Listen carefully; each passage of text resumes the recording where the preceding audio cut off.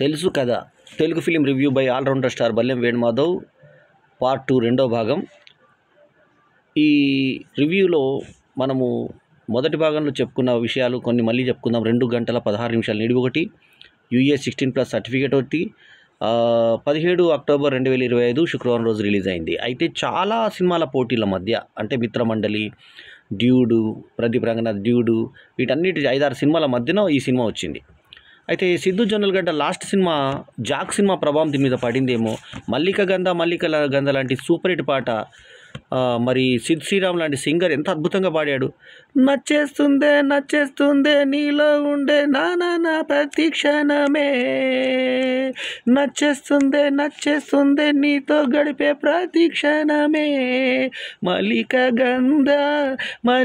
గంధ అంటూ సాగే పాట జనాలకి ఆకట్టుకుంటుంది.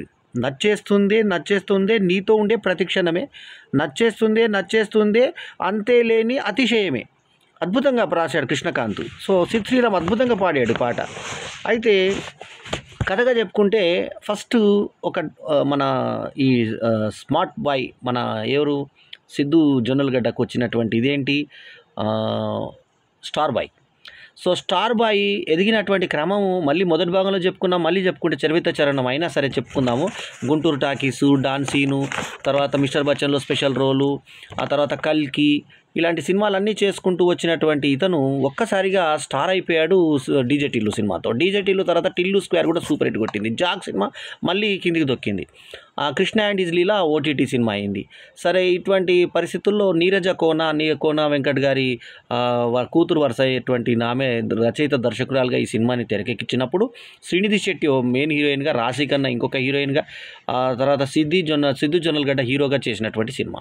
రాశి ఖన్నా భార్య పాత్ర, ఇంట్లో ఇళ్ళ వంటింట్లో ప్రియురాల్లోని సౌందర్య పాత్రలాగా రాశి ఖన్నా పాత్ర అనిపిస్తే, శ్రీనిధి శెట్టి పాత్ర ఏమో మనకి వినీత్ పాత్రలాగా అనిపిస్తుంది. అట్లాగే వెంకటేష్ పాత్ర సిద్ధు జొన్నలగడ్డ, బ్రహ్మానందం పాత్ర వివాహర్ష పాత్ర అనుకోండి, కోట శ్రీనివాసరావు పాత్ర అన్నపూర్ణగా తీసుకుంటే, ఈ సినిమా చోరీ చుప్కే అనే రాణి ముఖర్జీ, తర్వాత ప్రీతి జింటా మరియు సల్మాన్ ఖాన్ చేసిన హిందీ సినిమా కూడా కొంత తీసుకుంటే, అంటే సుందరానికి అనే నాని సినిమాలోని ఇటువంటి ఈ తన ప్రాబ్లము నాకు ఉంది కదా అంటే నా మీద చెప్పు అని భర్త భార్యకి చెప్పి తన వల్లనే పిల్లలు కాలేదు అనేటువంటి ఫ్యాక్టర్ అక్కడి నుంచి తీసుకుంటే, ఈ 3 మిక్సీలేసి తీసిన సినిమాగా ఈ సినిమాగా మనం చెప్పుకుంటే, ఈ ఇంత మంచి పాట ఉండి, ఇంత సూపర్ హిట్ పాట ఉన్నా కూడా ఈ సినిమాకి రాణింపు రాలేదు, ఓపెనింగ్స్ రాలేదు అంటే జాక్ ప్రభావం అంతగా ఉంది. నచ్చేస్తుందే నీతో ఉండే ప్రతి క్షణమే, నచ్చేస్తుందే నీతో అంటే అంతేలేని అతిశయమే అనే పాట ఉన్న పీపుల్స్ మీడియా లాంటి పెద్ద కంపెనీ నుంచి సినిమా వచ్చిన మరి టీజీ విశ్వప్రసాద్, మరి ఆయన బంధువు కలిసి తీసినటువంటి సినిమా తమన్, కృతి ప్రసాద్ కలిసి తీసిన సినిమా తమన్ను, ఎస్ మ్యూజిక్ జ్ఞానశేఖరు, ఇది జ్ఞానశేఖర్ కెమెరా, తర్వాత నవీన్ నూలి ఎడిటింగ్ ఉండి ఫస్ట్ పిక్చర్ చేసినటువంటి డైరెక్టరు ఈమె నీరజ కోన చేసినటువంటి ఇది. సో వరుణ్ అనే హీరో ప్రతి దాంట్లో క్లారిటీగా ఉంటాడు. అతను ఫస్ట్ ఒక అమ్మాయితో బ్రేకప్ అవుతుంది. ఆ అమ్మాయి మన రాగకుమార్, ఎవరు శ్రీనిధి శెట్టి. ఆమె ఎందుకు బ్రేకప్ అవుతుందనే కారణం ఎంత పిచ్చి కారణం అంటే, ఆమెకి లవ్ కన్నా లస్ట్ ఇంపార్టెంటు, ప్రేమ కన్నా కామం ఇంపార్టెంటు. అదేందో రిలేషన్షిప్ జనరల్లీ ఆడవాళ్ళు పెళ్లి చేసుకుంటారంటారు, కానీ ఆమె వద్దంటుంది పెళ్ళి. ఎందుకు వద్దనేది ఎవరన్నా చేసుకో అంటుంది. అదేంటో దాని క్లారిటీ ఏందో, ఆమె ఎందుకు అలా బిహేవ్ చేసింది, ఆ బిహేవ్ చేసిన తర్వాత తను ఎలా మారింది, దేనికోసం మారింది అనే దాని క్లారిటీ లేదు. డాక్టర్గా ఆమె గైనకాలజిస్ట్ అట. ఆ గైనకాలజిస్ట్ దగ్గరికి ఈమె పోతే గైనకాలజిస్ట్ ఎవరికైనా వేరే వాళ్ళని కన్సల్ట్ చేసి నేనే కడుపుతో కంటున్నాను అంటుంది ఎవరైనా, అది కూడా పెళ్ళిగానే అమ్మాయి. సో ఇంట్లో ఏం అబ్జెక్షన్ చేయరు. అటువంటి లాజిక్లెస్ సీన్లతో ఈ సినిమా తీశారు. కాకపోతే settled performance of Siddhu Jonnalagadda, డ్యాన్సుల దగ్గర బాగా చేశాడు. ఆ తర్వాత ఈమె ముఖ్యంగా అందంగా అనిపించింది. ఎవరు మన రాశి ఖన్నా కావచ్చు, ఆ తర్వాత శ్రీనిధి శెట్టి, ఇద్దరు అందంగా హీరోయిన్లు అందంగా కనబడ్డం. సిద్ధు జొన్నలు కూడా బాగా కనబడ్డాడు, డ్యాన్సులు బాగా చేశాడు. డైలాగుల దగ్గర చెప్పేటప్పుడు అతని పర్ఫార్మెన్స్ వరకు బాగుందా, కానీ సోదిలాగా ఉన్నటువంటి కొంచెం స్లో సీన్స్ అవి బాధ పెట్టాయి, మనుషులను ఇబ్బంది పెట్టే విధంగా స్లో అయిపోయినాయి కొన్ని సన్నివేశాలు. అయితే ఈ సినిమాలో చోరీ చుప్కే ప్రభావం కూడా కనబడింది. నిన్ను కోరి లాంటి సినిమాతో పోలిస్తే ఈ సినిమాని అలా అంత బాగుంటుంది, ఫీల్ గుడ్ సినిమా అవుతుంది. కానీ దానికి దీనికి నక్కకి నాగలోకంకు ఉన్నంత డిఫరెన్స్ ఖచ్చితంగా ఉంది.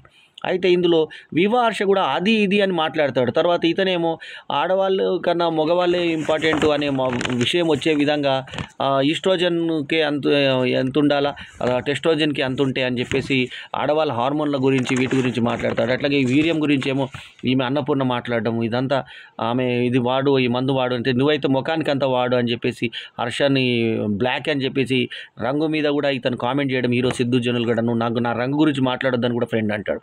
కథగా చెప్పుకుంటే సింపుల్ కథ. వీళ్ళిద్దరికి పిల్లలు గారు, వీళ్ళ సెక్స్లో ఉంటారు, పిల్లలు గారు, వీళ్ళకి పిల్లలు కాకపోతే డాక్టర్ దగ్గరికి వెళ్తారు. ఆ డాక్టర్ చెక్ చేసి ఈమెకి ఎప్పుడు పిల్లలు కాదు, ఈమె 9 months క్యారీ చేయలేదంటే సరోగసికి వెళ్తారు. ఆ సరోగసికి వెళ్ళిన రాఘకుమార్ అనే డాక్టర్కి ఈయనకి అంతకుముందు ఇది ఇప్పుడు కట్స్గా మనకు సీన్లు చూపించి అతను ఆమె ఎందుకు ఇతన్ని కాదనుకున్నది అనే దానికి ఎటువంటి క్లారిటీ లేదు. మళ్ళీ ఎందుకు వచ్చింది అనే దానికి కూడా ఎటువంటి జ్ఞానోదయం ఎందుకైందో తెలియదు.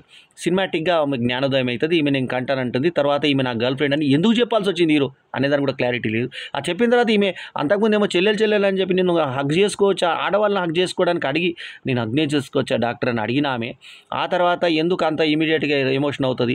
ఆ తర్వాత కొన్నిసార్లు ఏమో ఈ ప్రియురాలు ఇష్టం అంటాడు, కొన్నిసార్లు ఏమో భార్య ఇష్టం అంటాడు, కొన్నిసార్లు మళ్ళీ ప్రియురాలు ఇష్టం అంటాడు, కొన్నిసార్లు భార్య ఇష్టం అంటాడు, ఆమె మీద కోపం అంటాడు, కోపం కాదు ప్రేమ అని వివార్ష చెప్తాడు, అది ఇది అని మాట్లాడతాడు. ఆయన భార్య గురించి అదే అంటాడు, ప్రేయసి గురించి కూడా అదే అంటాడు. ఇట్లాంటి వాటి మధ్య ఫస్ట్ హాఫ్ ఒక ప్లస్ పాయింట్, అశ్వగంధ పాట ఒకటి plus point, Thaman music plus point తప్పించి సినిమాలో సెకండ్ హాఫ్ అంతా స్లోగా నత్తనడకగా సాగుతుంది. ఎన్నో భార్యాభర్తల శోభన్ బాబు సినిమాలు అప్పటి సినిమాలు చూస్తున్నాం. అటువంటిది ఇప్పుడు సరోగసికి కొత్తగా ఎన్నో సినిమాలు ఈ మధ్యలో చూసాము. అటువంటి సినిమాలు అన్నీ మిక్స్ చేసి ఇంట్లో ఇల్లాలు వంటి ప్రియాలకి ట్రెండీ రూపంగా తీసుకొచ్చినటువంటి సినిమాగా ఈ సినిమా కనబడుతుంది. ఈ సినిమాకు నేను ఇచ్చినటువంటి rating 2.75/5 is my review rating. అయితే ప్రొడక్షన్ వాల్యూస్, సినిమా పిక్చరైజ్ చేసిన విధానము, పాటలు, ముఖ్యంగా ఫస్ట్ హాఫ్లో వచ్చిన అన్ని పాటలు, సినిమాలో ఉన్న ఆల్మోస్ట్ అన్ని పాటలు బాగున్నాయి.